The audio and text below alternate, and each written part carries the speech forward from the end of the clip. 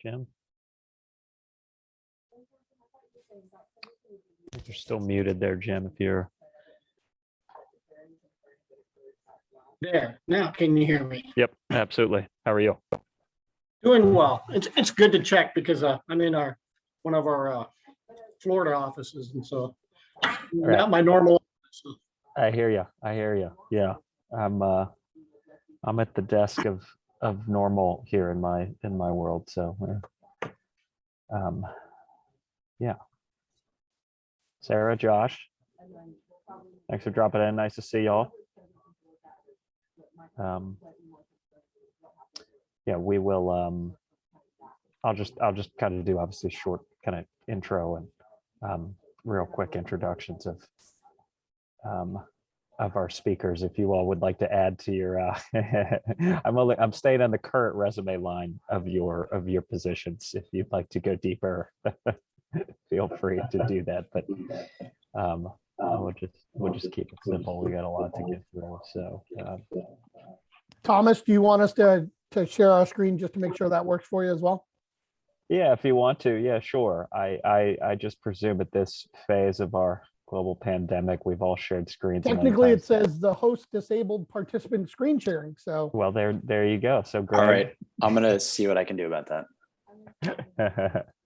Greg is on that. So, yeah, that would not be great because then I'd have to. I would just draw what you're saying. right, exactly.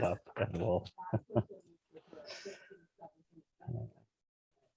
Jessica, hi, you're here too. That's great. All speakers accounted for, which is fantastic. Yeah.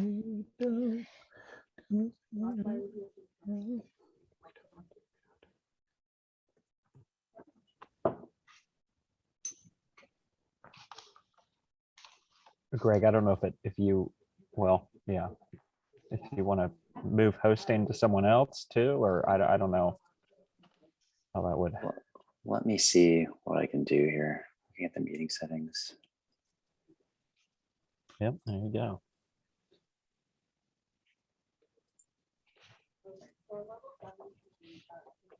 It's hard for us to cede control here at CLF, so we hold stuff very close to our. Tom, I just sent mine over in a PDF if necessary. Okay, great, thanks. Yeah, like I said, I feel like we'll figure this one out, but just in case. Okay, how about now? Let me check. It looks as though that will work. You guys see it? Nice. Yeah, Yep. Can do. Yeah, good. Okay.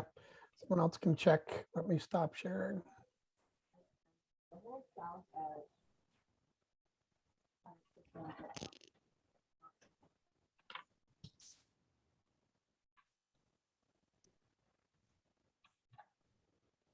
Looks good.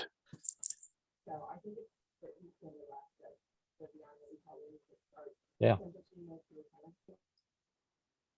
Certified wood, Sarah. Let's not get into that fight. That fight lasted years.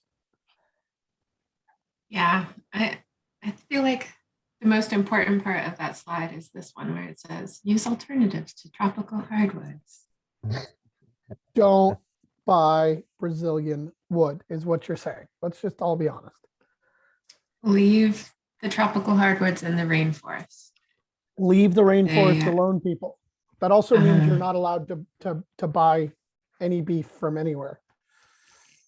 So Yeah, it's not Brazilian. it's not a deprivation for me. So you can threaten me with that. wasn't a threat, it's just a fact.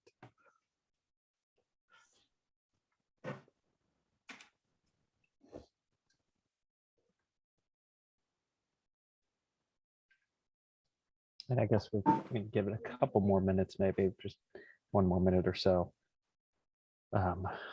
Greg, you said of 30-ish or so folks, so we, a little bit more time.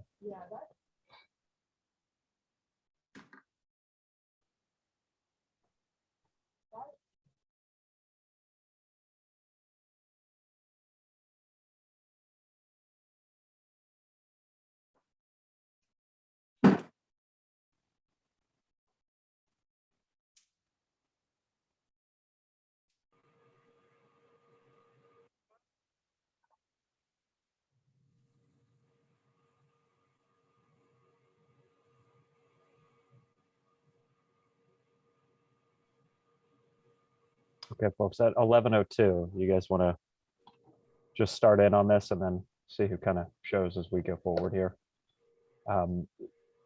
Thanks, everyone. Greg, are we good to go? Good to go. Okay, awesome. Thanks, everyone. Myself, Tom, Sworn, and Greg are here, the CLF Austin co-chairs. I want some notes that I want to get through quickly. And sorry if there's any background noise. I think everyone in this office is on a Zoom call right now. I don't know if it's the same Zoom call.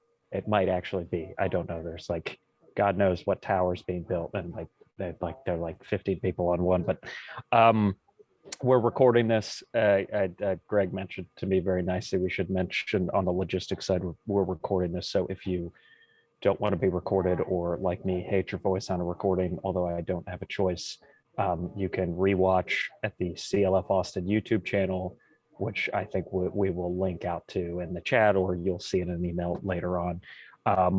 I assume some more folks might jump online. Questions, please put them in the chat. We have a lot of speakers, and I'll kind of fall on the sword for that because everyone said yes. And so we have a lot of great content, but we got to move fast. But don't hesitate. If we run out of time, we can't get to them all, we will package them up and get answers to everyone. So please feel free to put questions in, and we'll monitor that. And the idea, we will get to the Q&A. So quickly setting up the call on EPDs, all things EPDs. We had an end of the year recap for CLF from last year, and something that came up a lot was sort of environmental product declarations, from sort of the simplest, what are they, to sort of very more in the weeds of, I do cement, I'm a concrete supplier, how does this work?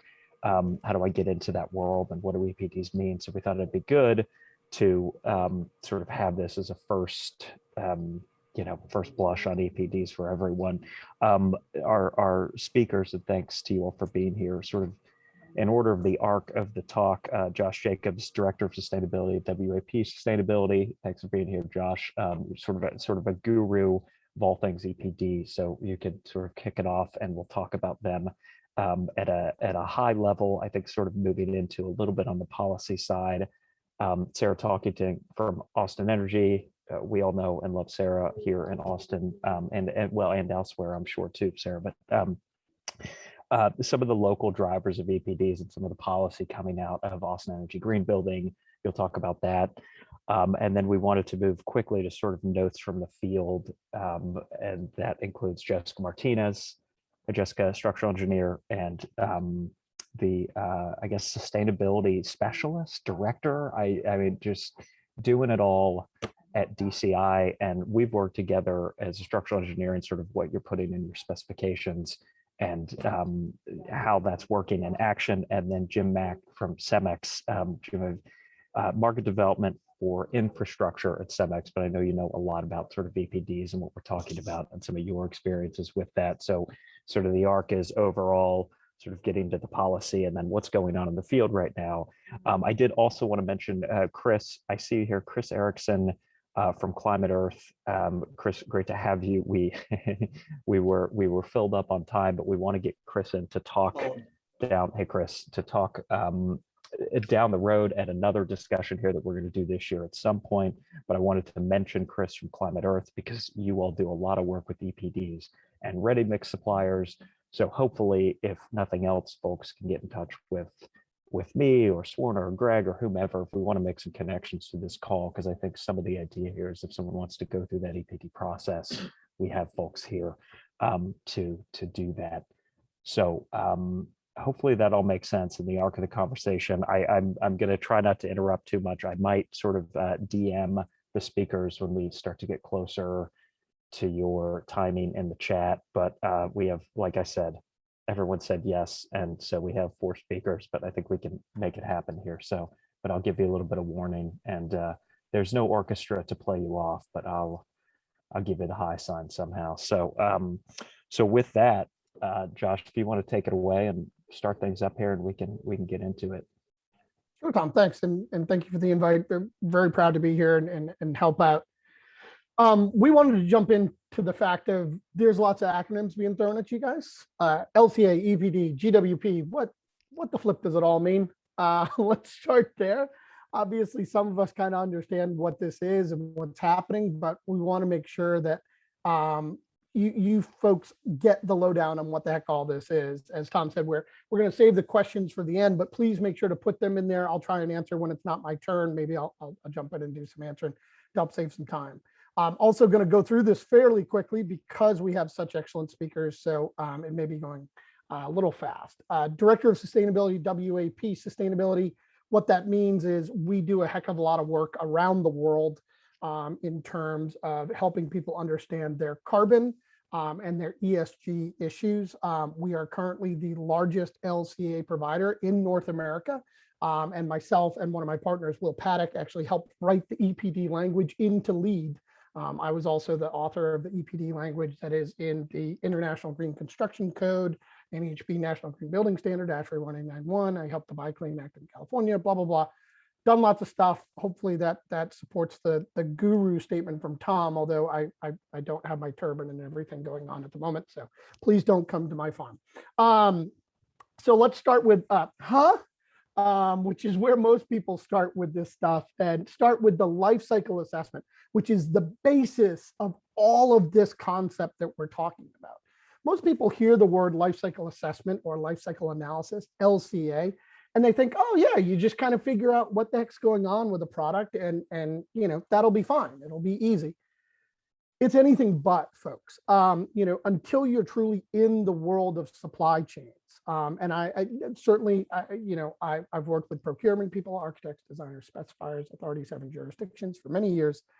Those people see pieces of it. Once you get into a manufacturer, as some of the manufacturers online can tell you, no matter how good of a job they do in their operations, no matter how on point they are, the global supply chain is a cluster, to put it very politely. As we're about to find out with wheat, due to the unfortunate incident that is happening in Eastern Europe now, or the unfortunate invasion that's happening in Eastern Europe now, the little pieces, you know, butterfly wings in Eastern Europe all of a sudden make Canadian wheat go through the roof, and next thing you know, it's stripping many different wires. And life cycle assessment includes all of it. We don't really think about just individual pieces. When you're truly doing a life cycle assessment, it's from the inputs to the end of life, and then it comes back around. That's why people talk about the circular economy. Life cycle assessment plays a part in that, in helping people understand all the individual pieces and parts of it. Everything from packaging to the use phase to waste to end of life, right? So again, this is just a different way to think about it. And again, it's a widely utilized tool. Yes, it's used for this fact that we're talking about with EPDs and the end result of the information there. But believe it or not, most of the manufacturers that we end up working with around the world, once they get into their LCA and we actually help them go through and understand the actual environmental impacts and kind of do what's called hot spotting and finding these problems, most of them see it as a business tool, right? Because it's sort of just like regular accounting, right? You hire an accountant to come into your firm to hopefully go over your books and not find anything wrong. But sometimes they'll go in and be like, hey, why the heck did you pay Sarah's cement twice in December? Not that Sara was, you know, purposely overcharging us. But, you know, maybe 2 bills got sent and all of a sudden something happened and you ended up paying 2 bills. Well, the same with life cycle assessment. You can really go through and find things and be like, hey, why the heck are these 2 plants? They're so close together, but they have vastly different impacts, and what the heck is going on? So again, it's all on materials, the actual production phase, the transport, use, and end of life. When I give much longer presentations about this, I actually talk about these individual areas. Most people think, oh, buy things within 100 miles. Certainly important economically. Transport is not a huge deal when it comes to true overall impact of life cycle assessment, unless you're flying all of your products to your factory by like jumbo jet and like nothing else is on the plane. We've actually done a really good job on the global stage on transport. It's really that production and material stage where a lot of the impact happens, unless your stuff gets plugged in and then the use phase obviously is a big deal. So that's life cycle assessment. I wanted you to understand that in as much as you can in a couple of minutes, because it's the base for all of this concept of an environmental product declaration and the GWP number and these environmental impacts. So how do we get this information? Like, how are we going to get it?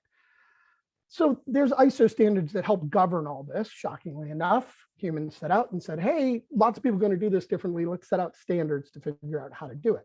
And we have actually developed specific stages of a life cycle. They're letter numbered. A1 through A3 is our product stage, so literally raw material and manufacturing. That is most of the EPDs you're ever going to see. This is basically cradle to gate. So when you hear cradle to gate, that's A1 to A3. Once it leaves that gate of a manufacturer, that's where we get through A4, A5, B1 to B7, C1 to C4, and really start to get into that sort of area. And then obviously the D stage is at the end that very rarely gets used. Occasionally you will see things that take into effect the use stage, stuff that gets plugged in a lot and things that use electricity. Also, sometimes end of life stages are very important for when things get thrown out, obviously it has an impact.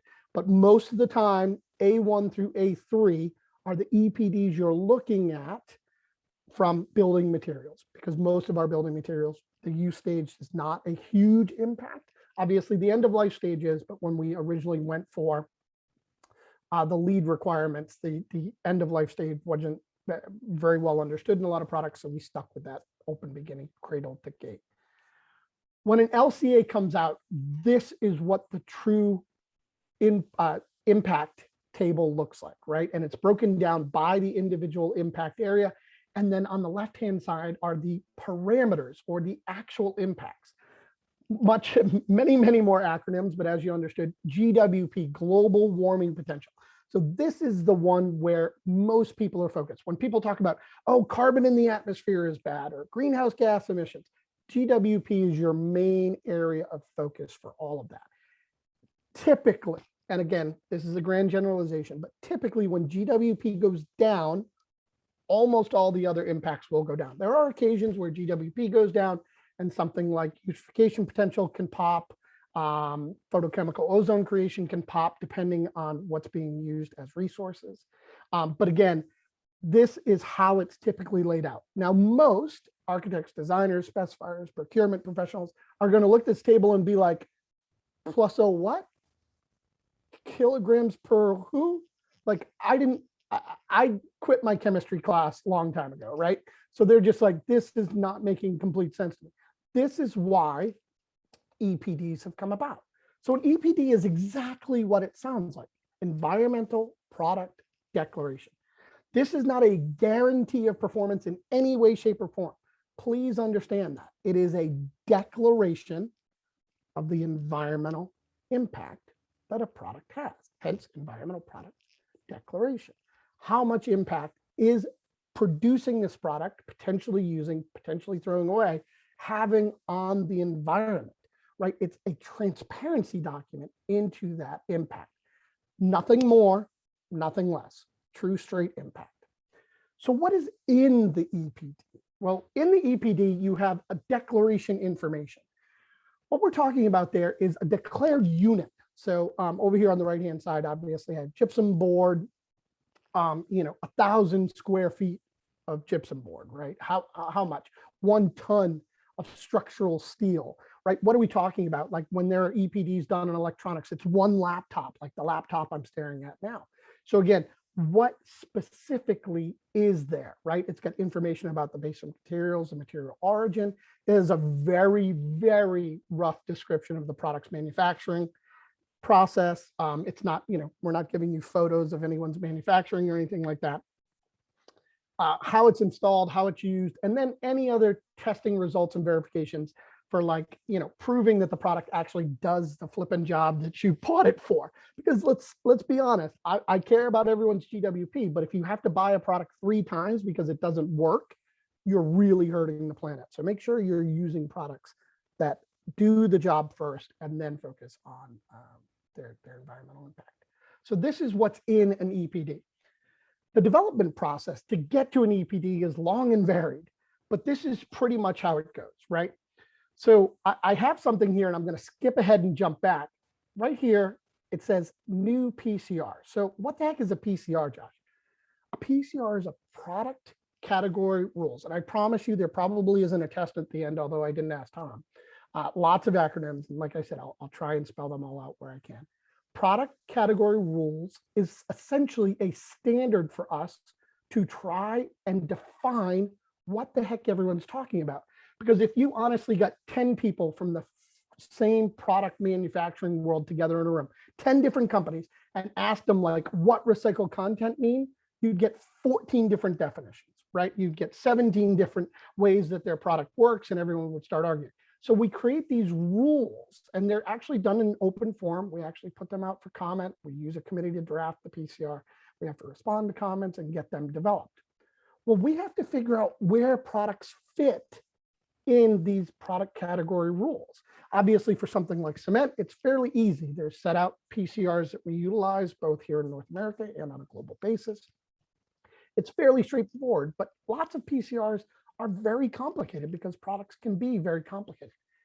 As we recognize the PCR, we actually conduct the LCA. We actually go into manufacturing in terms of actually getting bill of material goods out of manufacturers. We get the amount of energy that's utilized at the factory. What type of energy sources do they use? What's their waste stream? How much water do they use? What do they use to ship products? We literally, I mean, we comb these companies for data and information.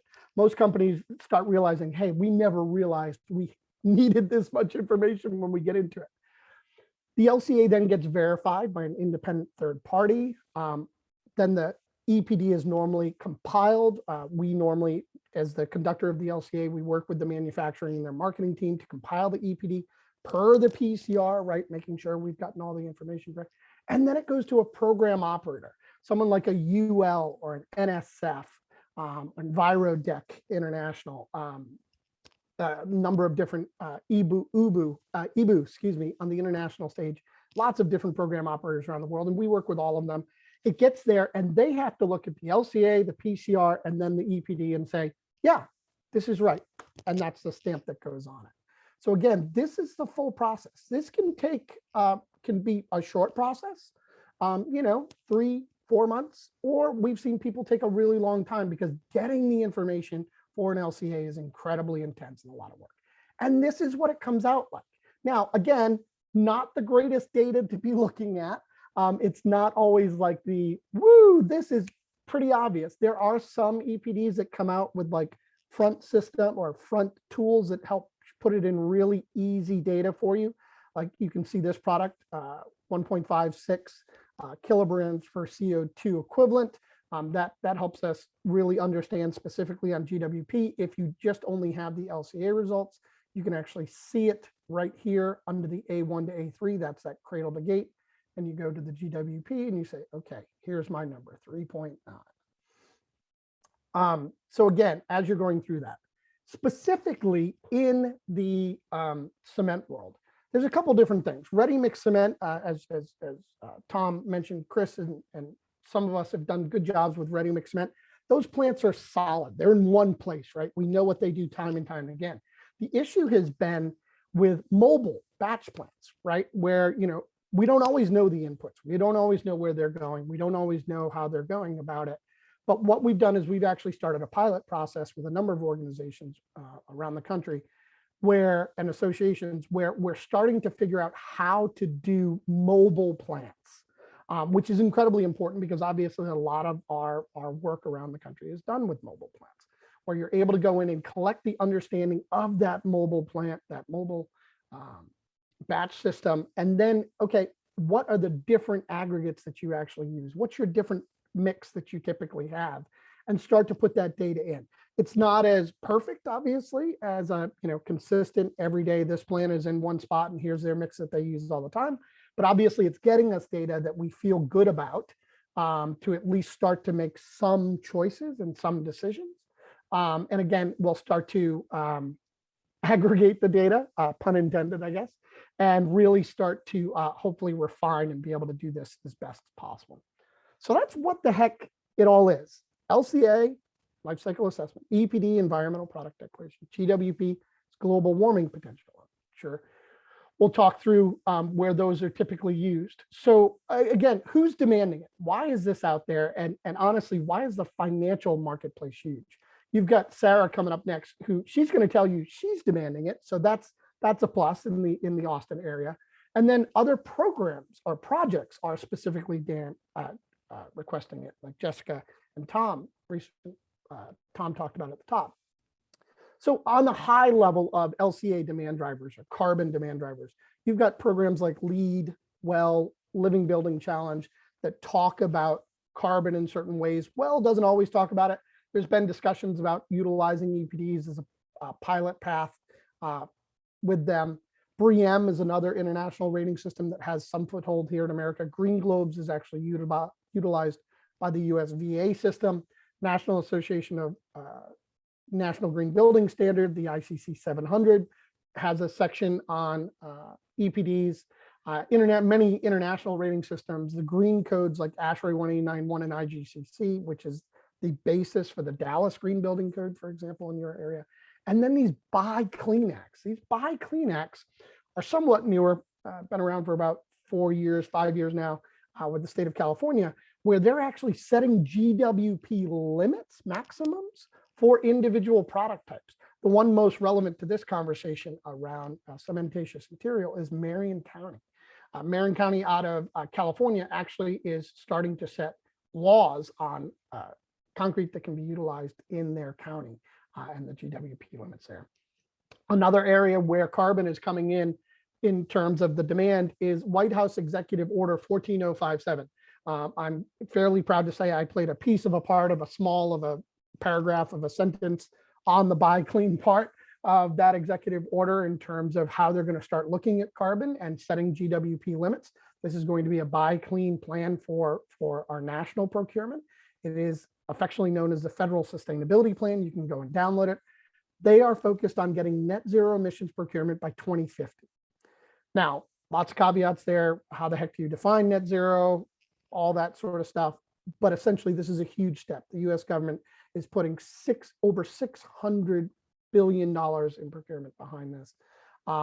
Again, purchasing using EPDs developed by a global warming percent. Except, Josh, except for the post office. I don't know if you heard. Yeah, I know. That's a whole different. sorry. That's a whole different problem. Throw Tom. that in. Yeah, I know. That's a different nut to crack. But the U.S. military is actually already doing this.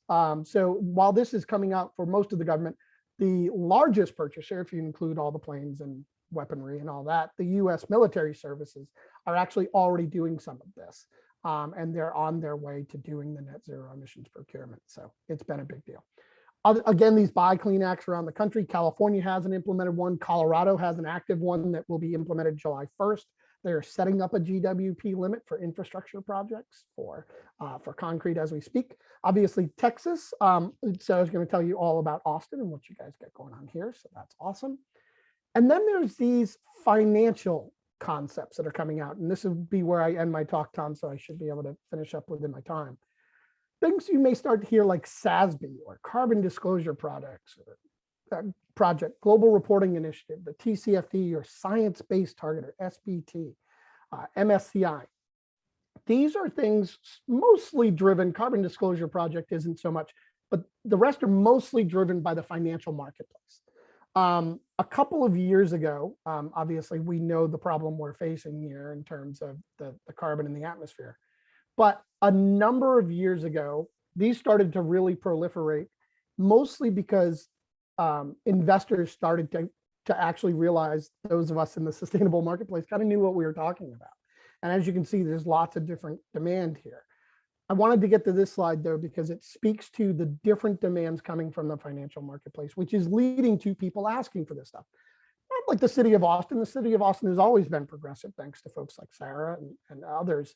But when someone like BlackRock with $7 trillion in assets under management, and I emphasize the T because when you bring up the $1 trillion in money, that's when people really start to care.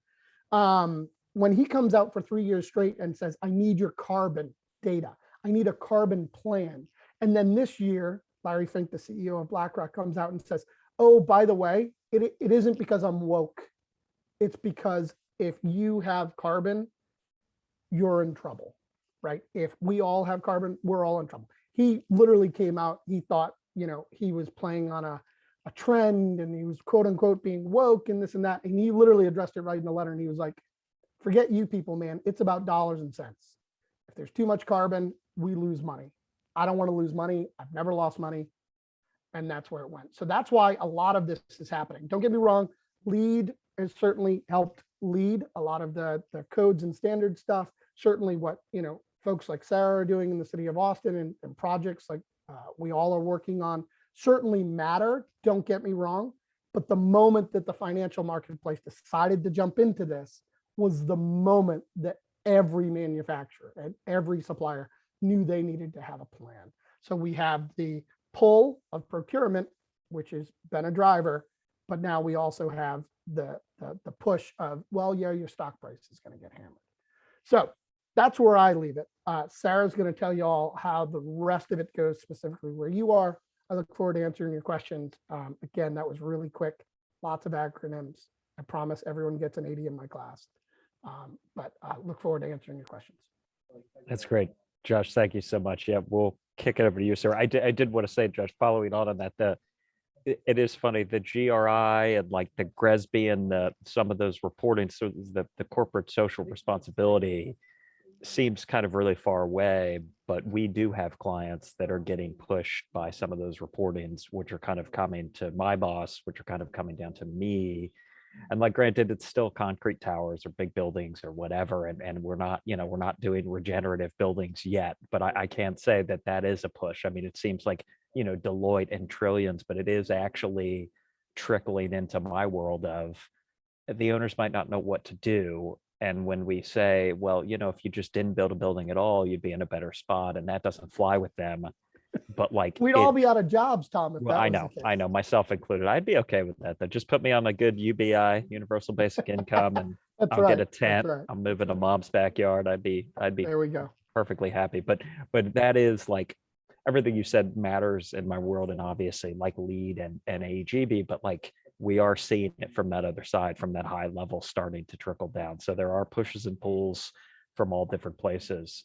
So I just wanted to follow on with that. So thanks for that, Sara. Yeah, speaking of kind of a push, feel free, Sara, take it over. You can talk about some local initiatives here.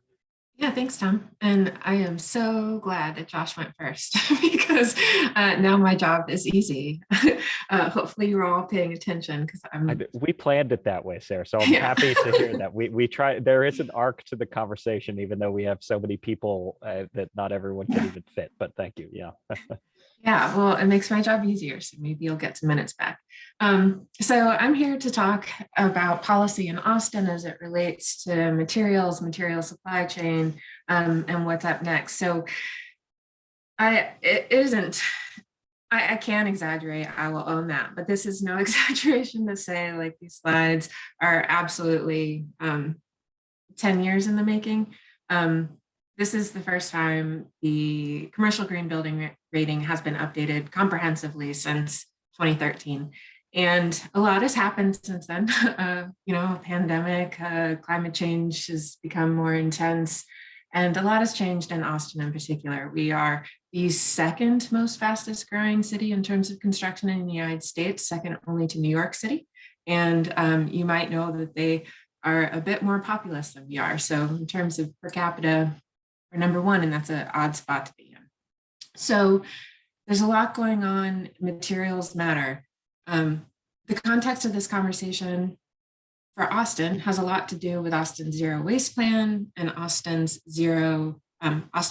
climate equity plan. So because those are providing us with direction and a base, we've got a lot of room to go into this new ground that Josh introduced to you. So this rating update, every single point in the rating either was updated or is new.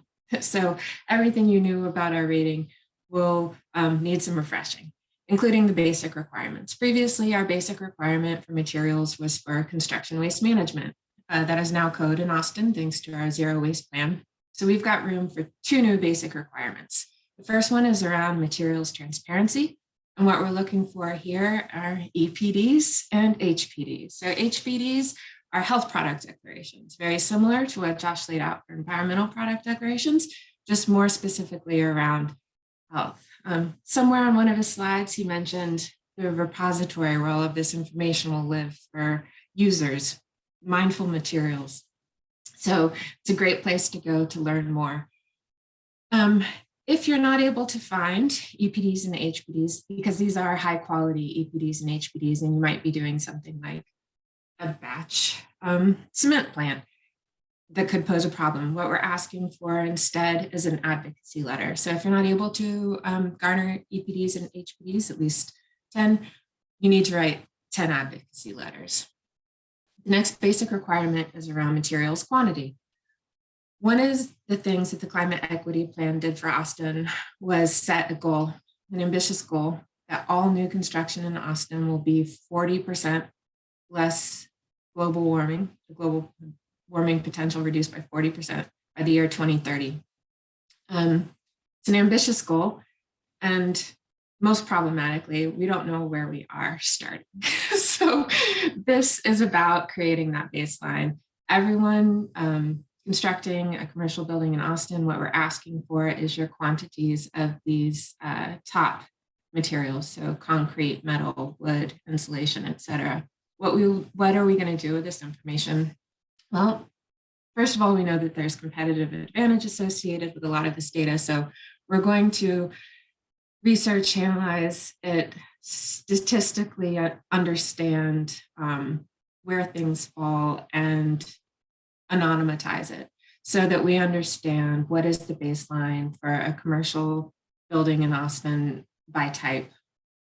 And that will be the basis for the climate equity plan going forward. We're going to take quantities twice, once during design and then again at construction, so that we can get a better handle on waste. Everyone's hearing material supply chains are tight. I still see a lot of wood and a lot of gypsum board in your construction waste management.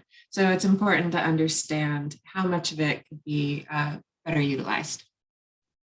So those are the basic requirements. Onto the points. Probably one of the biggest sea changes for our rating system is the amount of points that have moved from operational energy and into the materials category. We've had life cycle assessment, whole building life cycle assessment in our rating since 2010, but it has only been worth 3 points and we haven't seen much uptake. So we aim to change that by upping the amount of points to 6 and really doing a lot of work with organizations such as CLF to bring up the local design professionals to be able to do these LCAs. Up next, environmental product declaration. See why I was so happy Josh went first. So what we're looking for is basically, there's 3 points in this category. We will give you 1 point if you can get the the EPDs for your functional concrete mixes.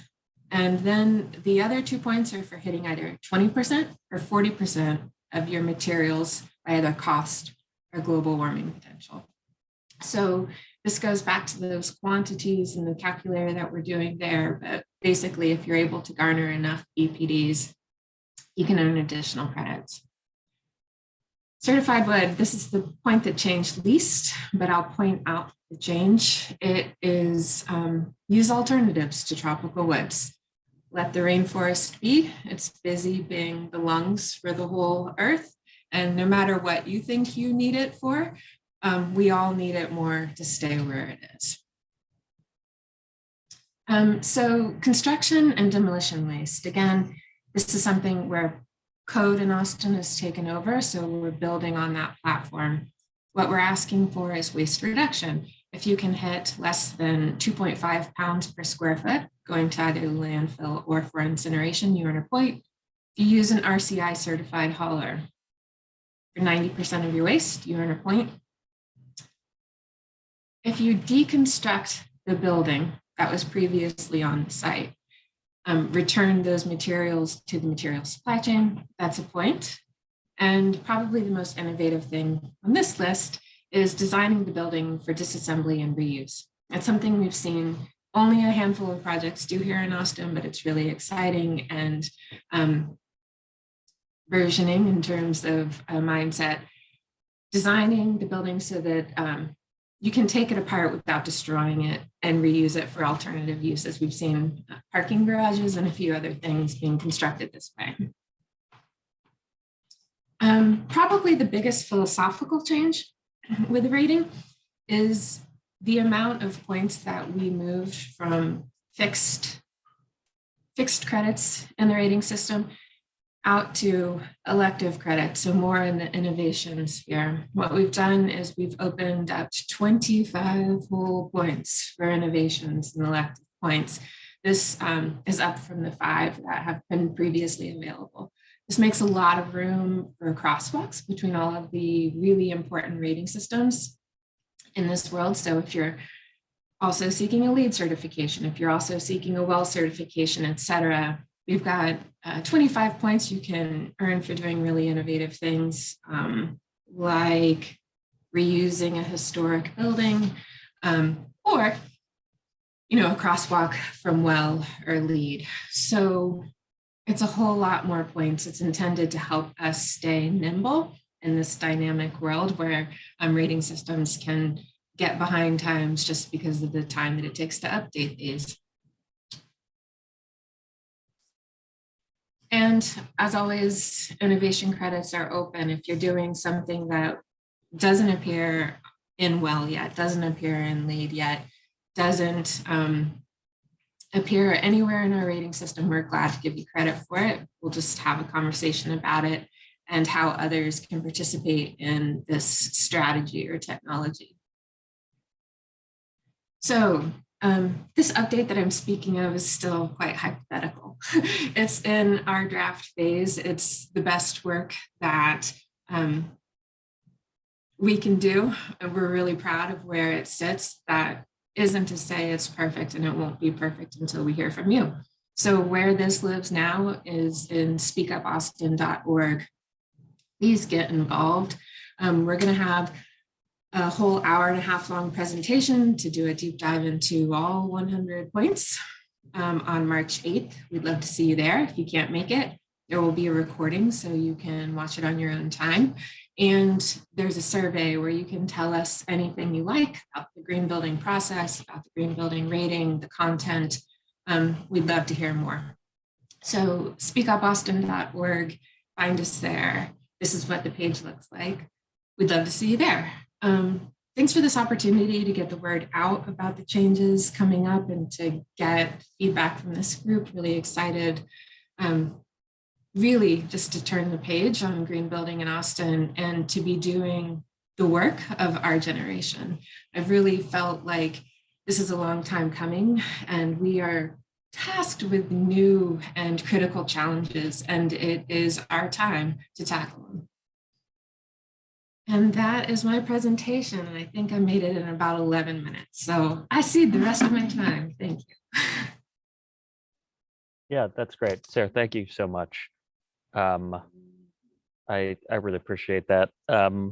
Yeah, if you weren't convinced the changes are happening from Josh's buy Kleenex or my telling you that we're getting press from clients for their corporate social responsibility, Sara has shown us, well, some carrots and some sticks that are that are on the way. And Sara, we will also I think we're gonna have you back, or perhaps Greg. We'll have a friend of CLF come back probably, because one of the things that came up in our end of the year discussion last year was maybe getting into some of the LEED and AEGB and that sort of thing.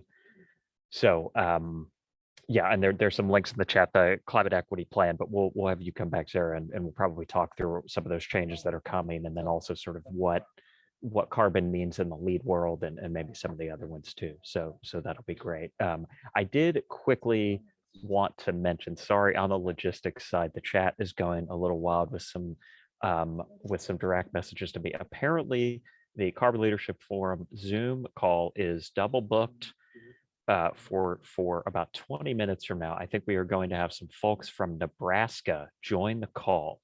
And while I might try to convince CLF Nebraska folks to stay to hear the rest of our call, the truth is I might jump in and direct them to their, we're going to post a link for their call in the chat.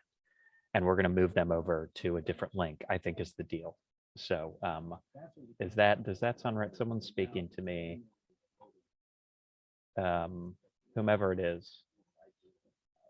Tim, I don't know if you're on the call, but nonetheless, we'll do what we can on that. So that is my announcement. Greg, are you seeing some of that? Yes, Tom, and I'm working with him to facilitate all of that. Okay, thanks. Appreciate it. Yep. Just wanted to throw that out there. Fun Zoom world. I told you this is informal, y'all. You never know what's going to happen there on the CLF Austin calls. So It's like live TV, Tom. I feel Tom and Greg throwing anchors over to. This is I great. know. This is I'm like the Ryan Seacrest. I got somebody in this ear yelling, "Keep going. We need 5 minutes. We need 5 Yeah. minutes." I got somebody I'm in the this production ear. booth. Yeah. Yeah, Greg's the gonna blacked out handle in the it. background. I like Yeah, this. exactly. So, but I think Nebraska needs EPDs too, people. So we'll see what happens with that. Okay, well, thank you. So we're gonna shift a little bit, and we are on time, unless I keep yapping, to what I sort of call EPDs in action. And Jessica Martinez, you and I have worked together, like I said, a lot, and work through EPDs in process being written into contract documents and requests for EPDs. So I wanted you to jump in and sort of maybe tell us a little bit about that process, and another person who is asking for EPDs and to see global warming potential. Yeah, of course. Thanks, Tom, for having me. Let me figure out how to share my screen really quick. Okay. Can everyone see that? Awesome. Okay, sweet.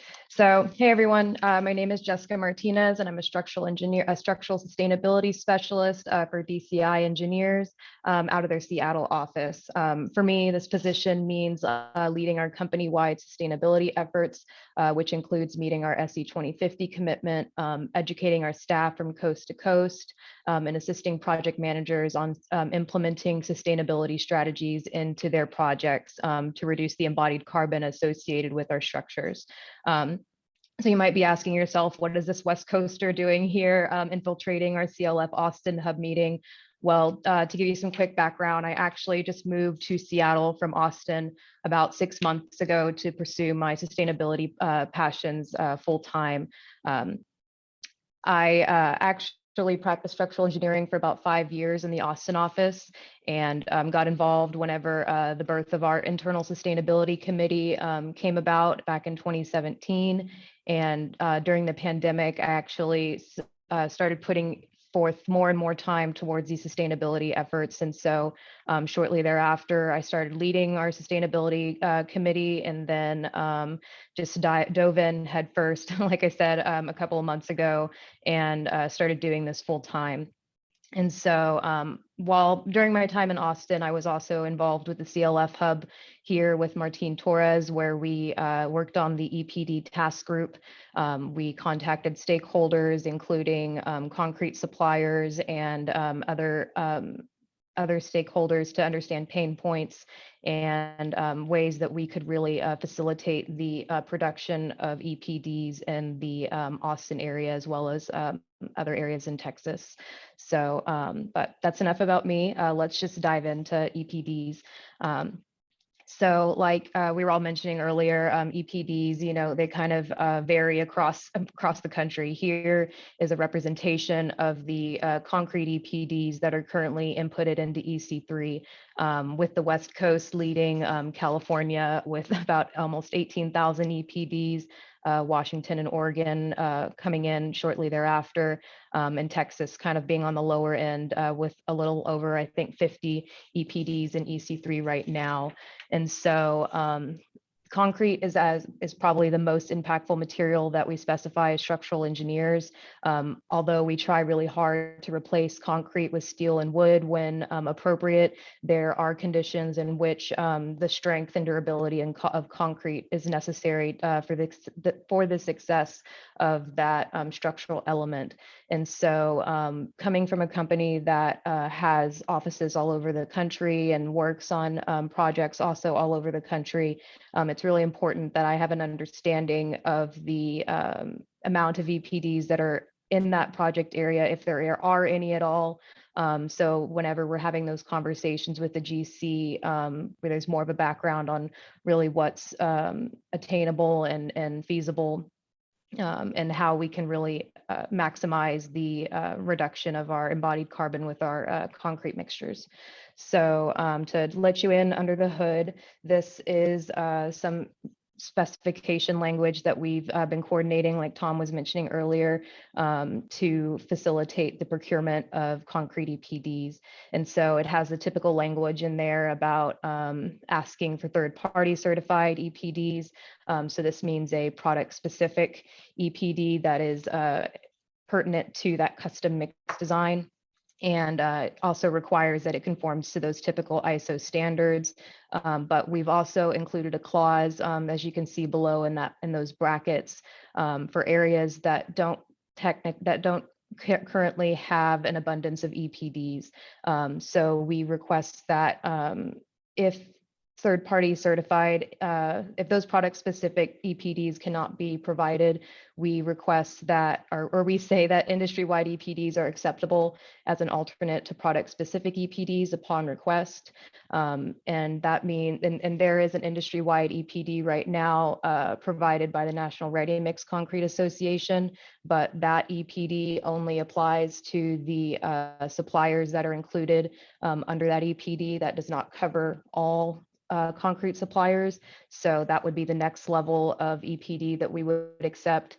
And then if that supplier is not involved in that industry average EPD, then we also allow that written documentation be provided for acceptance. And so this really just, although it doesn't hold the supplier to any sort of actual requirement, it still requires that they come back and physically, explicitly say that they cannot do it, and so that they're understanding that there is market demand and that we can kind of push for it that way as well, without binding the hands or influencing the project budget too much.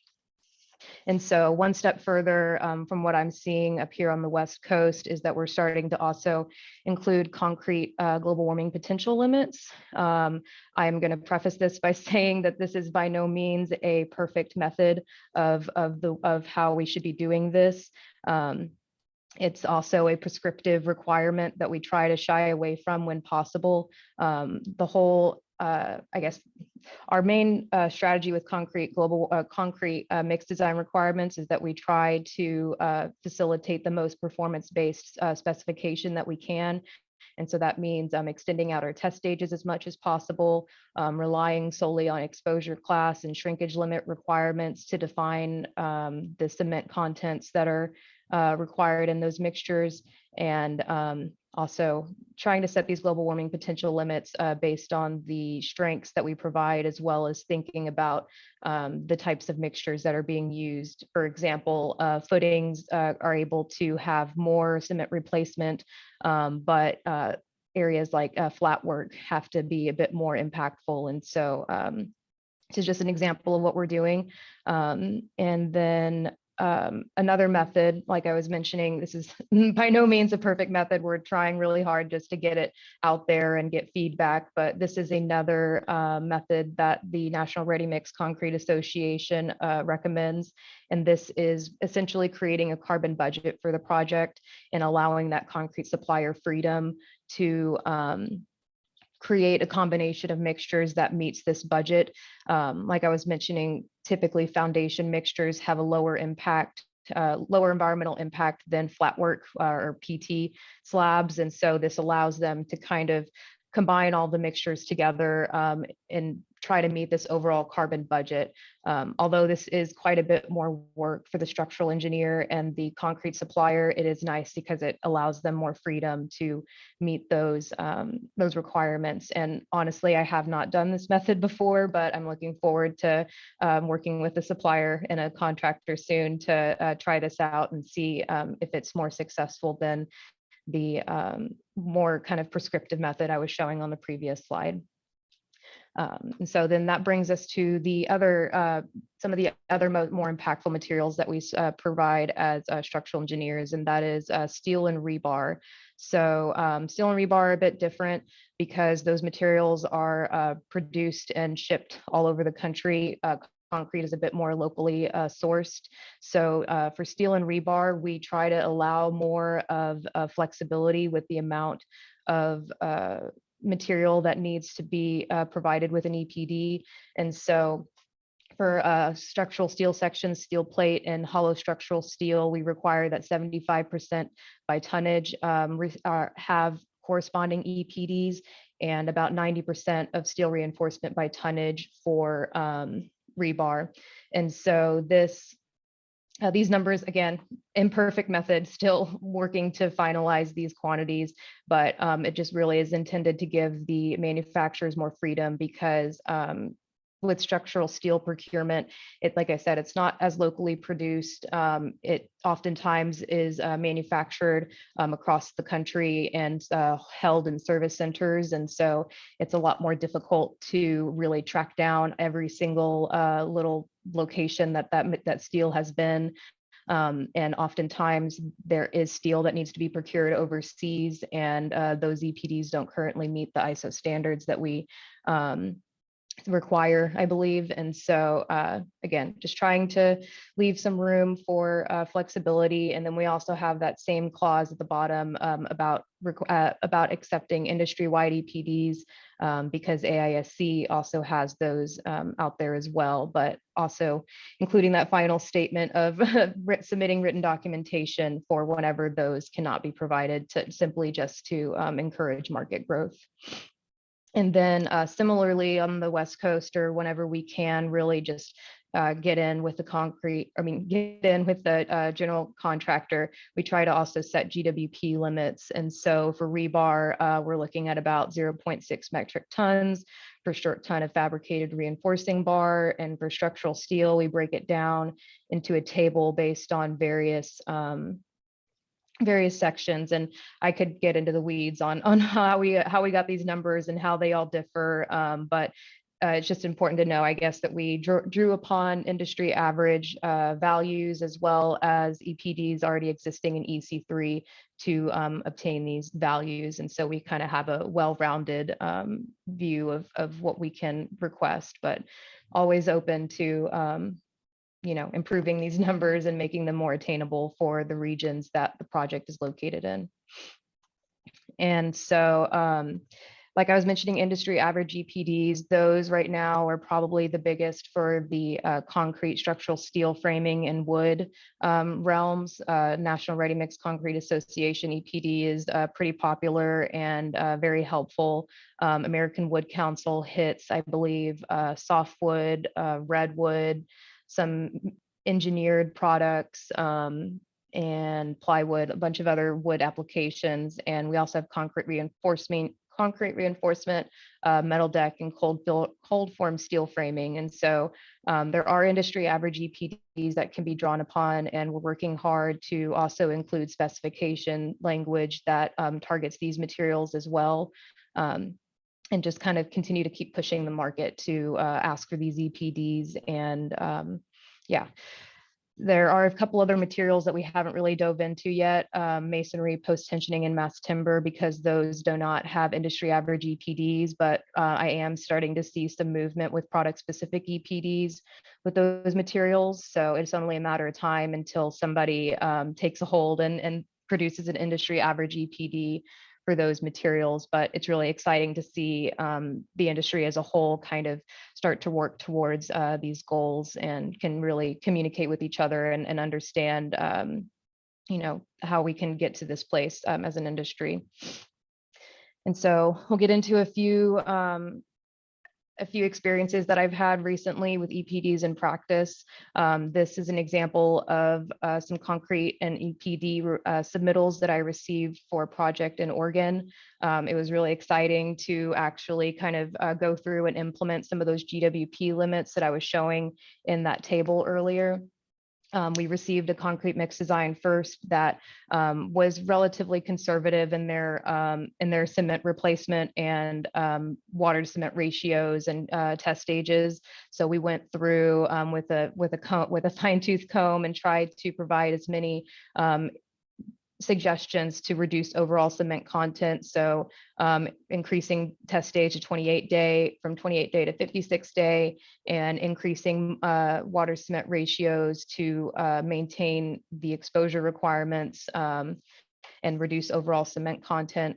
Then when we received the EPD submittal, we found that the global warming potential limits that the global warming potential that they provided did not meet the requirements shown in our drawings. And so went back and asked them to, revise that mix design and based on the suggestions that we made in our review, and resubmit that EPD for approval. And so we're going to have a meeting with the contractor soon to kind of just go over these strategies in more depth and explain the importance of the importance of the suggestions that we're making, and looking forward to seeing the next iteration of this submittal and getting under that threshold, because we're pretty close. It's 282 versus 260. And then moving on to an example that I'm dealing with actually here in Texas on a project working with Tom.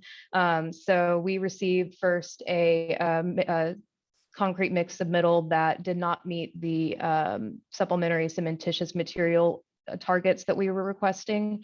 So we went through and provided feedback on all of those mixtures, jumped on a call with the supplier and contractor to really communicate the intent of our feedback, and just get into there. We did the old good cop, bad cop on that one, Yeah. Jessica. Jessica was the good cop. I was the grizzled, angry architect. Why didn't you read the contract documents? Bad cop on that one, but that was fun. We should do that again soon. Totally. Yeah, it was a really fun experience. Like you said, I was just kind of pushing to say, like, I really just want the lowest carbon concrete. Like, let's just do whatever we can. I want to be, reasonable and feasible. And Tom would come in and say, well, why didn't you meet the specs? This was in the drawings. What's the deal? And so it was nice to have him there to support and kind of, bolster the importance of these strategies. And so like I said, we went through, talked to them, got a revised submittal, and I went through and kind of analyzed each mix, because we hadn't yet gotten EPDs. Hopefully we'll get EPDs because those are also required in our specs. But at the time, we were just trying to decide which was the best mixture to use. And if we are indeed seeing an improvement in those revisions. And so went through and first looked at cement content, trying to see if there was a reduction there. And then for applications where there was an overall increase in cementitious material, we went and put that into the ZGF concrete tool that we use pretty frequently to really analyze the differences in these mixtures and determine if it was a successful improvement. And so working on getting the final iteration of this as well, but very excited to work on that with the group and really have it be a team effort. And then finally, what I'm doing up on the West Coast at an earlier stage in project design is working on really reducing the overall amount of embodied carbon associated with the structural system, like I said, at the conceptual phase. There's a project that we're working on that is trying to meet the living building challenge requirements of offsetting all the embodied carbon that is associated with the building. And so this is either done by, this is done first by minimizing the embodied carbon, and then hopefully utilizing some carbon sequestering materials, and then lastly, buying those offsets. And so this is really important to analyze the beginning of the project to minimize the offsets that you need to buy at the end of the project. And so basically just went through with the EPDs that are found in EC3 to look at average and achievable values of those materials that we're specifying, provide those for presentation to the group, and really have them look at where they really want to spend their money. Although we get a lot of pushback on mass timber being an expensive product and material to be using, it's very much helpful if you're looking at those carbon offsets. And so that's just a few examples of what I'm working on. And I may have missed some things talking really fast. Hopefully I stayed in the time range. I'm sorry if I went over, but if you have any questions, here's my contact info, or we can wait till the end of the presentation. But yeah, thanks. Great. Jessica, thank you so much. I'm being told in my producer ear that we're past the Y2K on the Nebraska situation. And I don't think I see anyone new in here, but if anyone here wants to go to Nebraska, there's a link in the chat. I think Tim at BVH posted a link to, I think they're taking that to their Zoom. So jump over to BVH, link in the chat if anyone's here, but I think I recognized everyone here. So, thanks, Jessica. Again, sort of notes from the field from you, and now Jim at Cemex is going to give us some notes from sort of that, bringing it full circle to someone who's sort of in the cement and concrete world. Although I said, Jessica, thank you. You touched on steel, and I could go on about aluminum, and it is not just concrete. Obviously, we know that's a huge emitter with the cement process, but thank you for mentioning there are other, and getting into mass timber. So, but concrete's a big deal. So with that, Jim, you can take it over.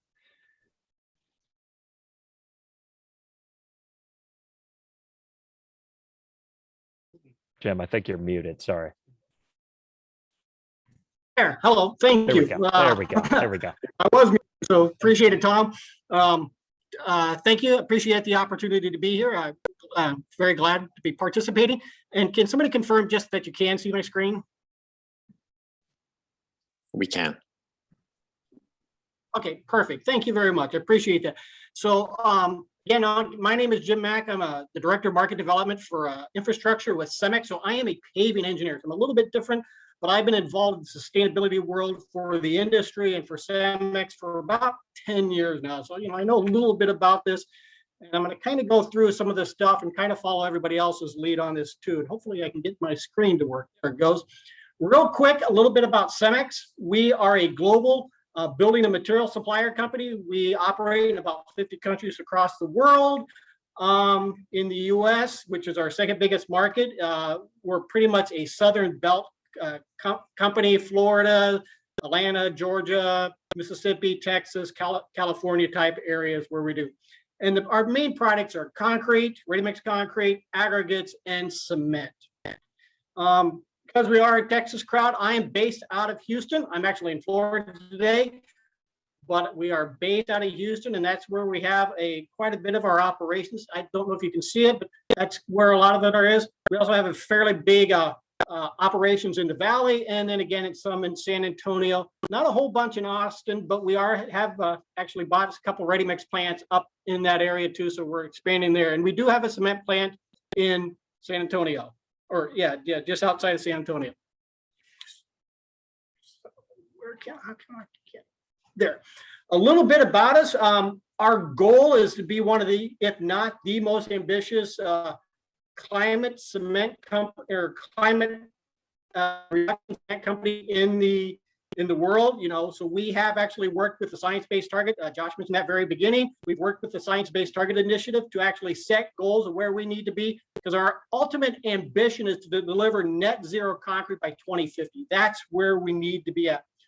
We recognize that we need to move things as quickly as possible. So we've also done a pretty good job, or we're trying to do a good job at reducing our total cementitious contents or our cementitious CO2 by doing improvements in our plants, and how we make concrete and trying to do to it also. So we do have some goals we're going after. So what I'm going to try to talk about today is our experience with EPDs, how they've been used, and some of our recommendations. And I think what Jessica just went over, there were a lot of those we really like with those. We like the Project Target. That's a great one. We think it's great. So we'll kind of go show some of the things we've seen, which are good and kind of bad. So again, Cemex does produce EPDs right now. We have 8 EPD capabilities, about 45 of our ready-mix plants. All of them are in California, and we've done about 4,000 EPDs. So that graph that showed the 18,000 EPDs in California, a little over 4,000 of them are ours. We're in the process of upgrading our ready-mix plant, or putting the system into our ready-mix plants in Arizona. And we're actually worked with Chris Erickson and Climate Earth. That's the company we're using to do these. And so we're almost finished with that process in Arizona, and those should be coming online soon. And we're just starting to put the process together for rest of our cement plants in Texas, the Mid-South, which was Alabama, Georgia, Tennessee type area, and our Florida area. In total, 125 plants with EPD capabilities. Hopefully by the end of the year, that's kind of what we're shooting for, maybe middle next year. But we have 300 cement plant or 300 ready-mix plants total about, so you can see kind of where we're at. And we're starting to do our cement plants EPD too, and we have one with an EPD already.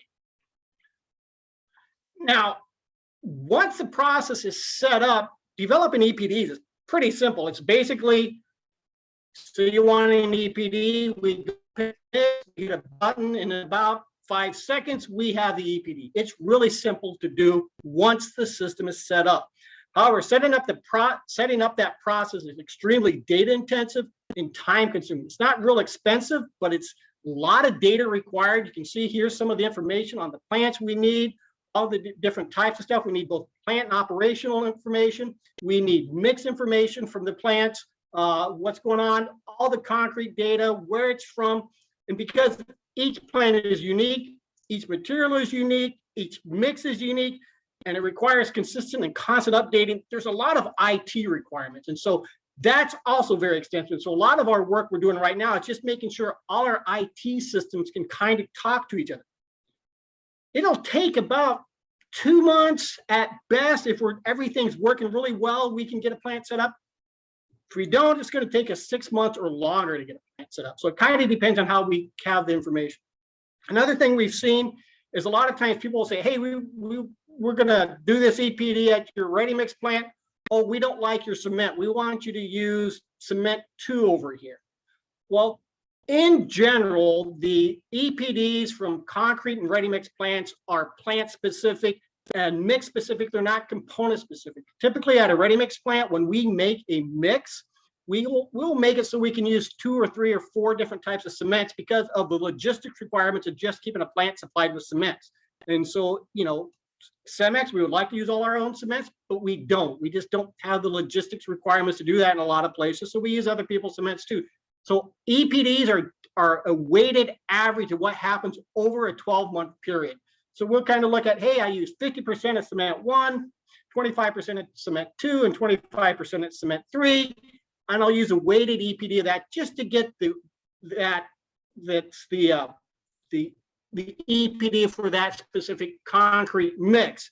Now, if I go there and change the mix, it'll change at any given day, but I can't account for that in my EPDs. And so typically we update this material about every 12 months or so at a minimum basis, but we do update them sooner if needed. For example, in California, we just finished our EPD at our cement plant in Victorville, which is in California, and we want to use that into our analysis. So we're updating all our EPDs out there.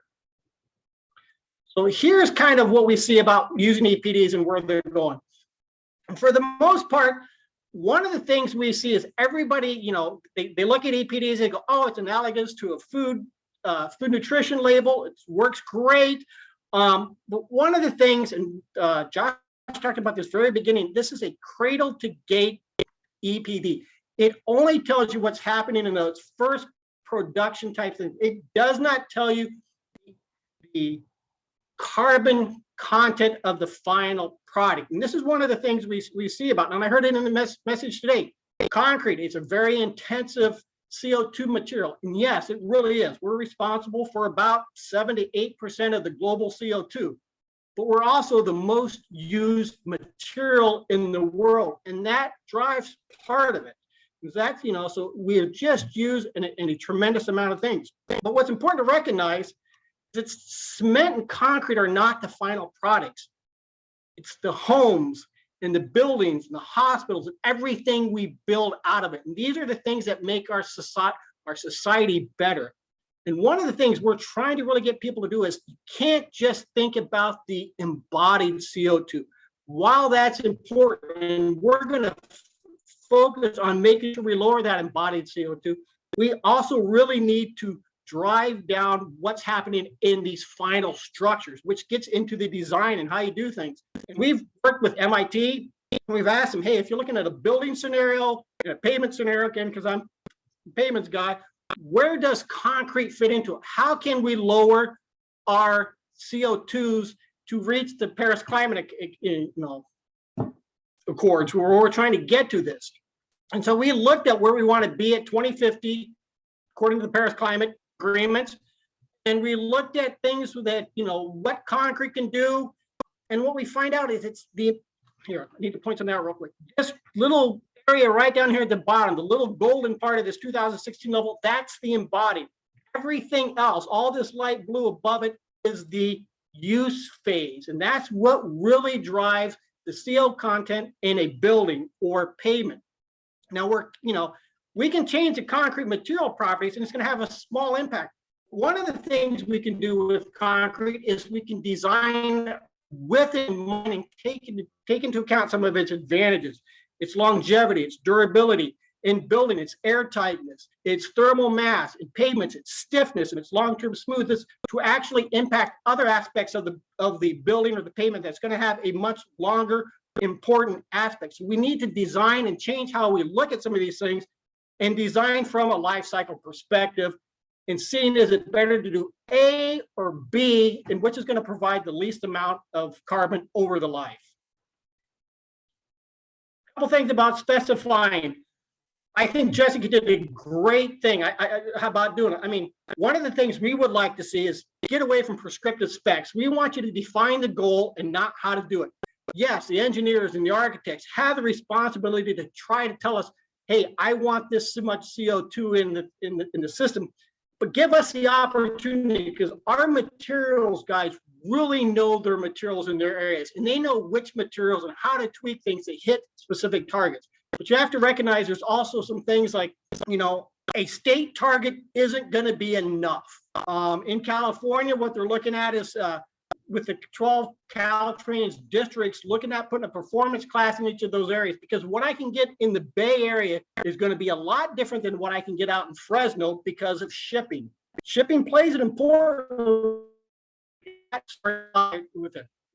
We also like the project target, instead of an individual mix, just give us a total project. That's a good target for us to hit, because it allows us to tweak where we can and where we can't. Another thing is incentives. We always like incentives. Those are great things because that's going to drive it. So I might be willing to spend a little bit more to get a low CO2 product out there if I know I can, help me win the project that goes there. And then there's always going to be parts where I can't make it work. We got to recognize that. So some of the things, again, when we look at prescriptive specifications across the U.S., we see there's a lot of prescriptive specifications out there. What we would like to go back to is, as Jessica mentioned, was those performance-based, specifications. Tell us what you want. Very much like we say, how much strength do I want? How much shrinkage can I live with? Specifying a CO2 number is not a bad way to go. Just tell us what global warming potential you want. And here's some examples of that. Oops, went too far. Here's some examples of we've seen. This is a pretty reasonable spec. It gave a range of allowable SCM replacements. It had some reasonable strength at different days. They looked at it. Easy to work with spec, great. The problem is there was no target. It just assumed that lower SCMs will always give better results. But if contractor one can use a mix that's 100 pounds less cementitious total in it and get the strengths, he might be, not quite as much on the total SCMs, but it'll have a lower GW impact. So you need a way to compare the results. Here's another example. A lot of good things in this one. They changed the age, allow us to use different strength at different days. One of the bad things is they didn't give us enough cement. They minimize the amount of cement. And for SCMs to work, there needs to be a certain amount of cements in there to activate the SCMs. And if we don't get there enough in there, we're going to have a hard time reaching strength. It's just not going to perform well.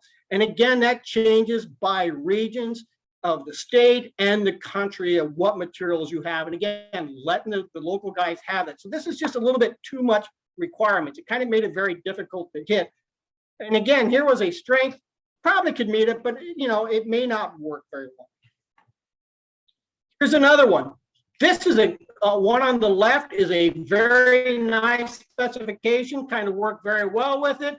Something we can deal with. It provides reasonable GWP targets for the area. That's very nice, great.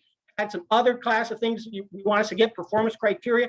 We believe just telling us what your maximum GWP can be is a great way to do this. Now, they also limited the amount of cement content. That may be okay. These are not really unreasonable amounts for these types of projects. But again, if it was a project target, it might allow us to do something different for the interior slabs versus and the columns and walls versus maybe the foundations.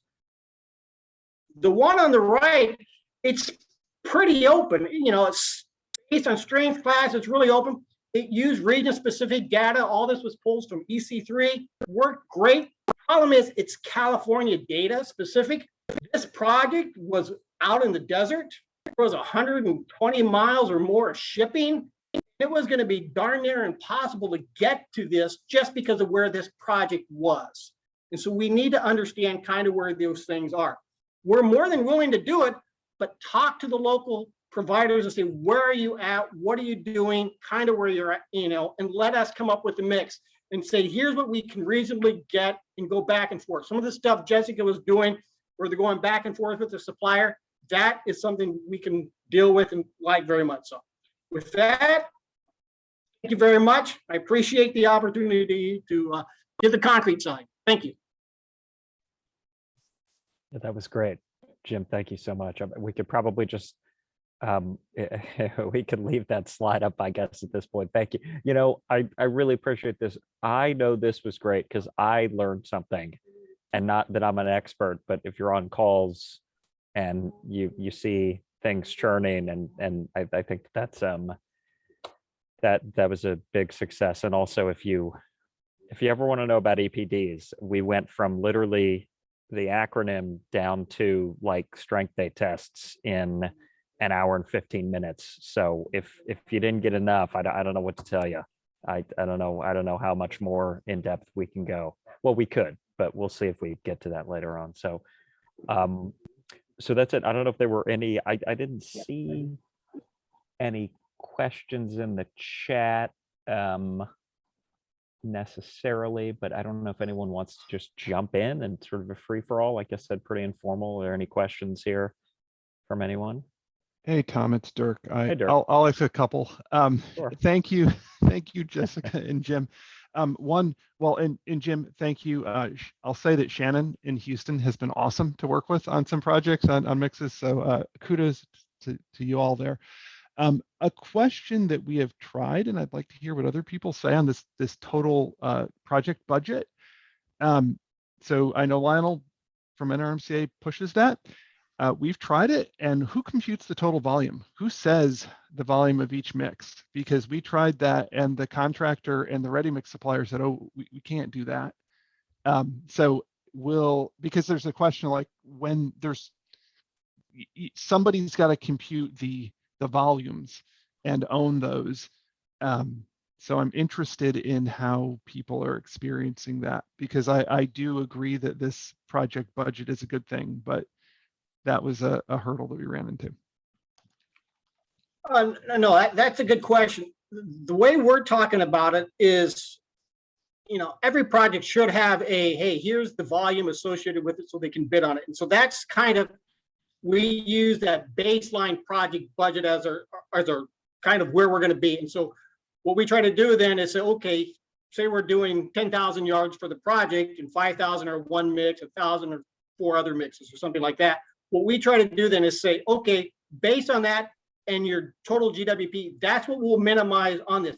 Now, if extra material gets delivered to the project, you know, the question is, what was wrong in the design or stuff like that? But you know, we feel like we can be responsible for, here's how much project is there, how much product comes. But if there's a, you know, somewhere in the design process, we have to make sure those volumes are reasonable. I did a lot of with pavements again, and we do some things on there. There's always extra under the pavements. It's just always is, you know, don't know why, but they're never quite get those numbers right. but we don't penalize it when those numbers are not right. And that's one of the things I think we want to try to make sure is like, we're doing our best, but because of things changed in the field or whatever it was, we added a staircase. I don't know what it would be in a building, but if the numbers are different, don't penalize the supplier for that. He can provide the materials, but he can't be responsible for the amounts. Does that make sense? No, I guess, I mean, so because what the problem here, I guess, is, I mean, yeah, the agreeing with the philosophy, but like you said, you don't want to get penalized. What this is doing is and if you're asking the engineers now to provide a biddable volume, that's a big risk that is being moved from the contractor, the GC, to the design team. And I guess that's where the rub is. That, I mean, there's stuff of like, I mean, in Austin, pier depth, right? But there's also like, how does the GC deal with, there's between what we think, where we come up with like typical thicknesses and designs, it is a move of risk, perhaps financial risk, that could come back and I think that's where that one of the hurdles is, because you need a number, and I get that you don't want to be responsible for that, but it's a movement of risk if you're asking the design teams to now do that takeoff. I think the GCs need to be involved is basically the number or the solution, and that if any numbers provided, the GCs need to not bid on. Do we have any builders on our call?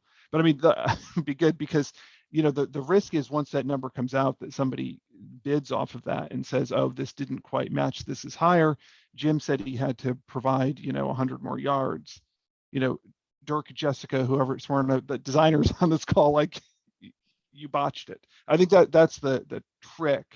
So I don't know, Jessica, what discussions you all are having on that. Yeah, and like I mentioned, I haven't had the pleasure of trying that method quite yet, but yeah, hearing it it does raise concerns. Yeah, are we looking at the procured amount of concrete? Are we looking at, just the concrete that's estimated by the Revit model that we have? Like, how exactly are we holding that requirement accountable, and how are we holding everyone accountable to that requirement? And so, yeah, would love the opportunity to have a contractor that's willing to go through that exercise with us, and hopefully we'll be able to go through with it. But I think from my perspective, I think it would almost be more, it would probably be more realistic to go with modeled volumes and not with procured volumes, because just like you said, what if we need to procure an extra 100 yards or cubic yards, or what if we need to have some extra? There's always waste that's involved, and we don't know what waste is, typical for those applications, and so our numbers aren't going to be totally accurate. But I just think it's important to have something in there to have a conversation going. Just what can we do to get low carbon concrete? First step.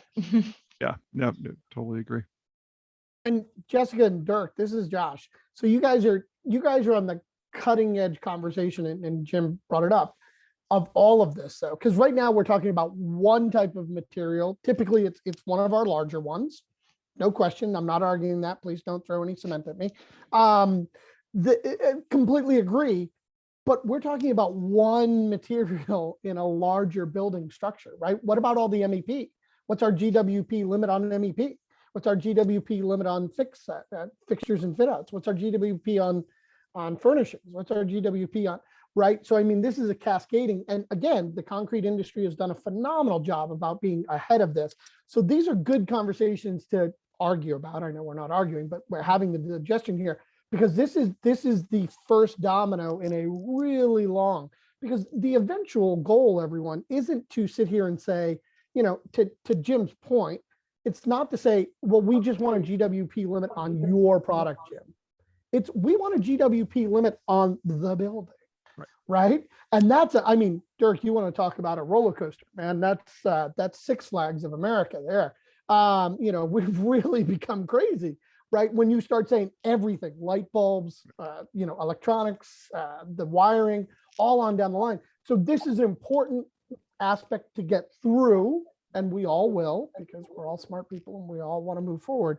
But it's one of the dominoes, right, in this much larger domino conversation. So I don't want anyone to get caught up on oh crap, no one can agree, this isn't great. No. No, it's really smart people are working on it. It's just, yeah.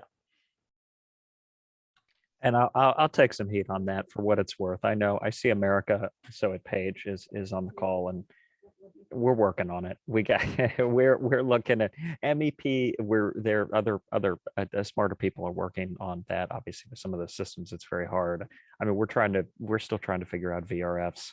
Are they good? Are they bad? Well, it depends on how long that line is between the machine and, if you'll break and get refrigerant spewing out.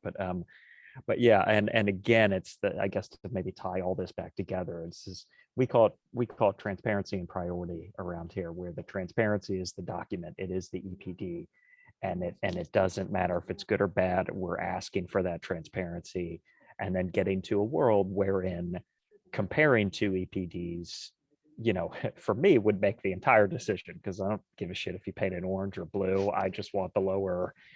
But that's why I'm a sustainability specialist and no longer a in the trenches architect. But the idea is start to get those transparency documents to prioritize, to make the priority, or it becomes. And we talked about that, Jim, thinking about if it's a 80% versus an 82%, and somebody like me is, I want the lowest. It doesn't make sense necessarily. There are going to be other factors, cost, ease of use, whatever, that matters. And I think we wanted to obviously look at concrete with cement production, but across the board. I mean, even steel. I mean, people are like, oh, well, use wood, and it's like, yeah, but the tributary area you could hold up with a one HSS is amazing, right? I mean, this is an amazing product. So we need to sort of think through everything, obviously, as a system. But Josh, I completely agree. It is all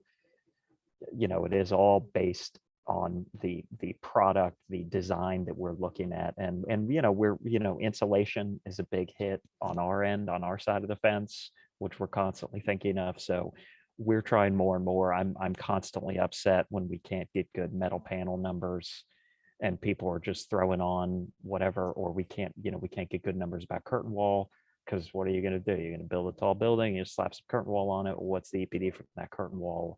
What's the recycled content in the aluminum, on and on. So we're trying to do it as a whole building, whole building LCA, and thinking about all of it. So, it's whole conversation reminds me so much of 20 years ago when we were having these conversations about energy models. And oh good. I thought you were going to say just about this, Sarah, and I was like, no. oh God. Josh just said we were on the cutting edge, Sarah, and you're telling me. No, this is just deja vu when we were on the cutting edge of energy models.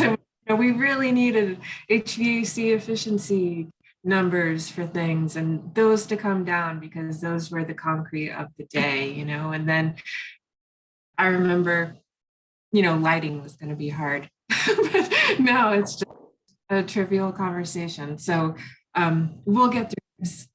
we will. And in 20 years, we'll all come back and we can talk about how inefficient our houses are in the metaverse, because you need to make sure you're insulated in your metaverse house. Just a PSA. But Tom, that's what Sarah's saying. And Jim mentioned it. I want everyone to remember something Jim said in his, and I think Jessica mentioned it and Sarah mentioned it. We all said a little piece of it. We're specifically talking about one product at the moment, but why aren't we thinking about how that product impacts operational energy? On Sarah's world, mentioning the model, this needs to work together. And that's our eventual goal. We're not there yet. I shouldn't say that. Very few places are making product choices based off their embodied and how it impacts operational and making that choice. But eventually we're going to get to an area where Energy Star isn't just about an operational label. It's a total carbon label. And that's a better conversation to have. Absolutely. As a person who lives in the world of fins, if I just put fins on it and stop the sunlight, will it be okay? And sometimes it is, and sometimes it's not, because the fins and the CO2 that comes out of making them will vastly outnumber the savings of cranking an AC, but sometimes it doesn't outnumber. So it is, I completely agree. It is all system that we need to be very cognizant of. So we're running right. We're just at time. I don't know if there were any final closing comments. Chris, I see you've popped on. Well, I've been listening the whole time, Yeah. and I did have a couple of comments. Sure. One, broadly speaking, the whole conversation is about EPDs, getting an EPD. And I just want to emphasize that, to innovate, to manage, we all have the famous saying, you can't manage what you don't measure, but you can't innovate unless you have real-time data. And I just like to emphasize that, as Jim said, having EPDs at your fingertips, so you can design a new mix in this and deliver an EPD for that mix, is really critical to moving the needle and moving forward. Of course, this is near and dear to our heart. The other thing I wanted to comment on was jerks. Everybody who's really into this stuff is concerned about what I call the as shipped versus the, or as bid versus as shipped. I really liked what Jessica said, that we should focus on the modeled data, at least up front. I agree with that. But I also think that the question that Dirk brought up is on the sort of cutting edge. And we're data folks, so we're already experimenting with connecting into the electronic ticketing systems, because there is noise in the system. You can bid a mix, but you ship a slightly different mix, right? Because of the weather, because of other things. And you might ship slightly different quantities. So all of those issues, but they're somewhat in the noise relative to getting the model data right. But that's going to happen. And I think that's really the two things. The third thing I wanted to comment on was Josh. I think one of the key issues around embodied carbon is, I forget who showed the slide with 80% or so of the carbon still being operational. There's this whole discussion that we didn't have here about the time value of carbon. And when you're putting up a building, about, if you look now at the first 15 or 20 years of the building, then the embodied carbon dominates, because we've gotten really good at operational efficiency. And so, and the next 20 years, as everybody points out, is really critical. So those are my three comments, really: time value of carbon, dynamic versus static, and the emerging importance of as bid versus as shipped. But I think that as bid versus as shipped is still probably a few years out. Anyway, just a couple of comments. And of course, we only focus on concrete, so we're very narrow-minded.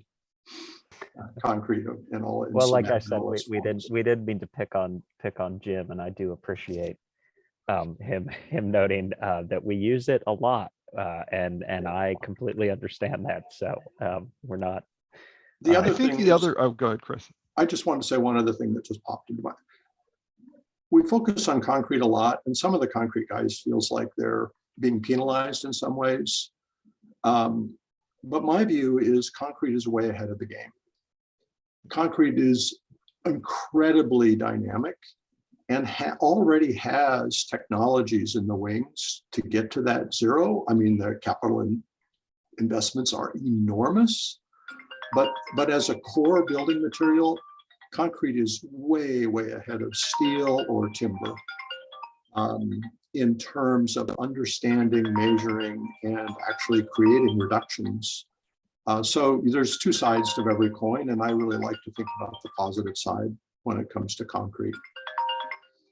I think, Chris, I was going to say something similar, but building on that, the thing is, I think having the discussion on concrete, there's so much that can be done through those discussions of making sure that the specs are understood and are not prescriptive. And I think that's part of it, that and it's made 10 yards at a time.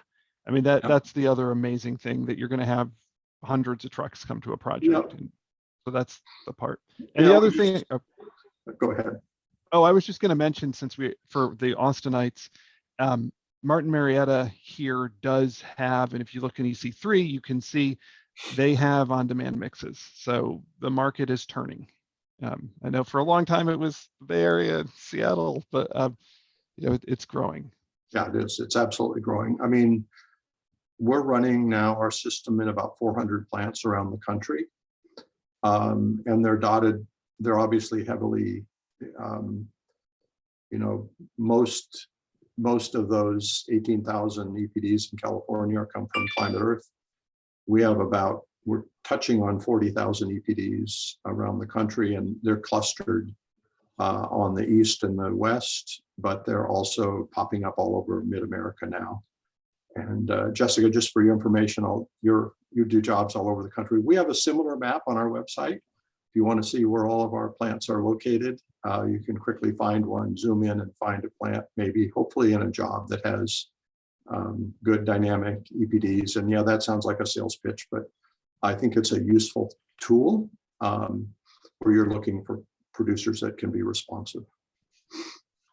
Yeah, good to I know. will Mine also is like not to- up current. Mine is not current, so just, I mean, it is current, but it's not updated. So glad Ours to is know there's an updated updated about version. every 2 months. We don't, it's not dynamic. The EPD counter on our homepage is dynamic. So we had about 50 to 100 EPDs every day. Good to know. I'll be bookmarking that. And I'd just like to let Jessica know the masonry people are working on their industry-wide EPD. And then they'll probably, when I was talking to them, it was just yesterday about it. They're looking at maybe making it more regionalized. So what can be done in California is a whole bunch different than what can Right. be done in Florida and what can be Yep. done in New York. Yep, good point, Jim. I'd like to throw kind of some food for thought out there for you guys. My name is Renee Dorsey, and I'm with Lauren Concrete in the Austin area. And this has been excellent for me. Thank you for the invitation to hear this discussion. We are on y'all's side as a producer, but we don't exactly know how to help. We've looked into EPDs. I've talked to Chris, and you know, it's hard for us to justify the initial monetary costs as well as the time and labor to do the LCA. We are so busy right now that it's just difficult to set aside the personnel, you know, the documentation, the IT needs. It's hard for us to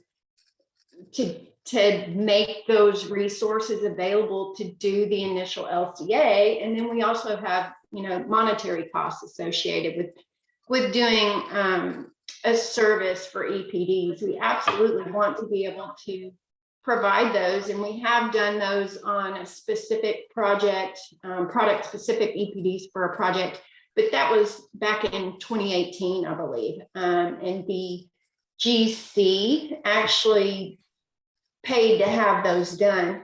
So we have to look at it from a perspective of, do we spend this money? Who's responsible for the monetary expense of providing EPDs? Another interesting thing that has kind of delayed our EPD discussions is the transition to 1L type cement.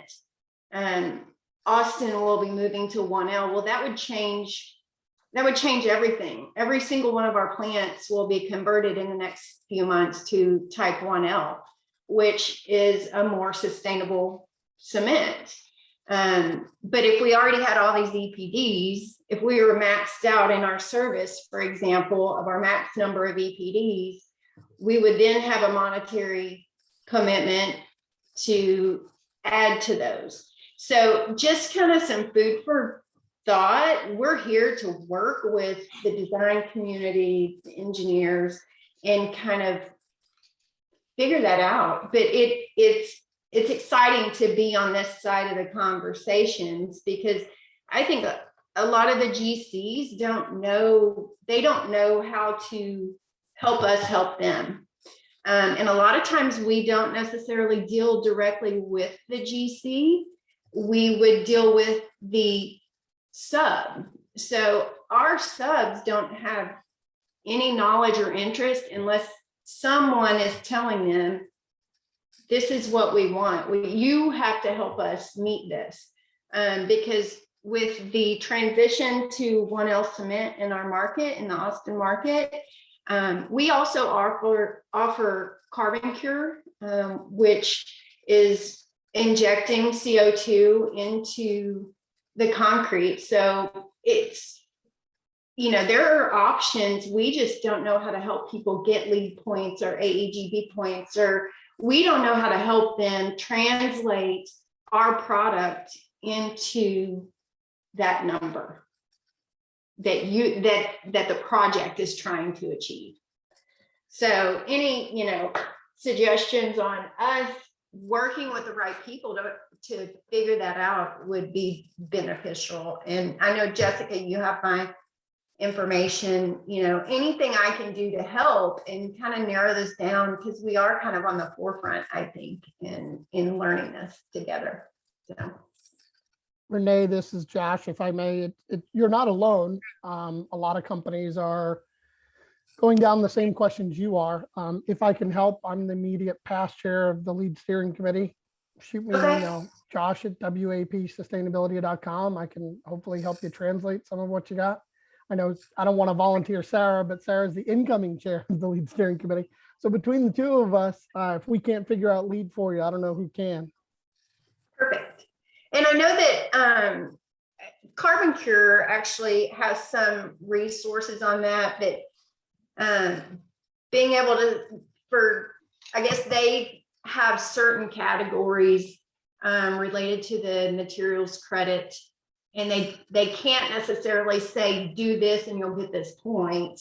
So that's kind of where the confusion comes in. I can send all that information along, but we don't know what the GC or architect does with that information. And us knowing that would be beneficial, because we could potentially supply better information to them, which, may be in the form of an EPD. So I try to get EPDs pushed to the forefront, but, my management is, of course, there's monetary commitments that they're going, if they're not asking for them, we don't want to have the expenditure of doing this necessarily right now, because with the cost increase on raw materials for us, we've got price increases on concrete, just like everyone does right now. And I think that, on the contractor level,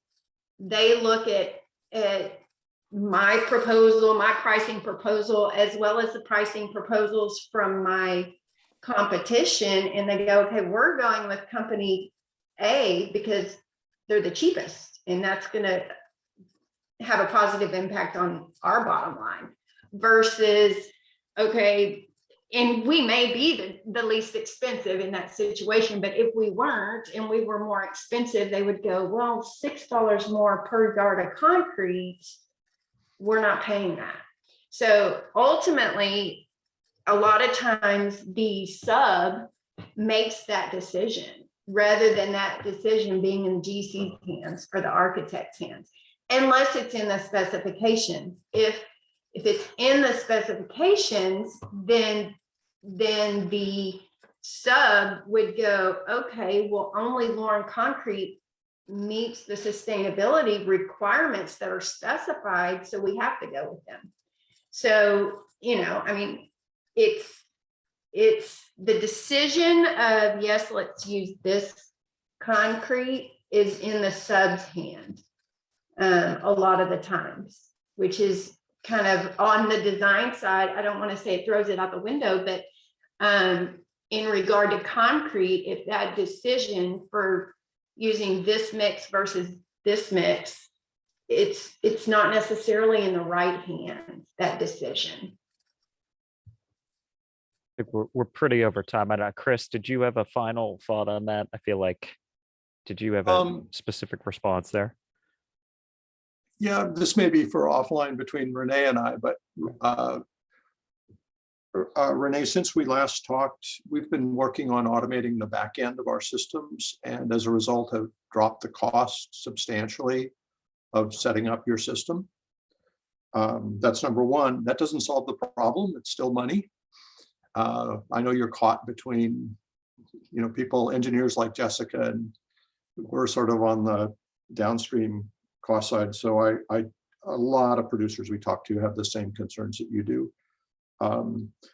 The second thing I could say is on the 1L issue, we've also automated a lot of our update capabilities. So for example, when the 1L industry average came out a number of months ago, we were able to automate the updates for our customers so that we just plugged the 1L numbers online for them and updated all their mix designs. So there's movement, and the pressure, at least on the supplier of EPD side, is financially less. But I still understand you're caught between you are the in-betweener, and so and I really sympathize with what you're saying, but things are changing, and it might be worth another conversation at some point. Yeah, absolutely. Hope and change, folks. Hope and change. Okay, well, we're way over time. I appreciate everyone sticking with us. This was, I thought, a great conversation and a great presentation. Thanks to everyone. We'll all sort of stay in contact, and we have contact information. Like I said, this will be posted to our YouTube channel, and yeah, get in touch, or if anyone needs an intermediary, call me, Greg, Swarna. We're happy to make any connections and introductions necessary. So, okay. Thanks, everyone. This was Thank you fantastic. very much. Really Okay. appreciate it. Everyone. Thank you. All right. All right.